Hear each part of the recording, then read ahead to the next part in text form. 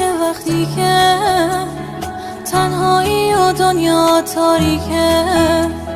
100 ساله میشناسیش انگاری، حس میکنی خیلی دوستش داریش.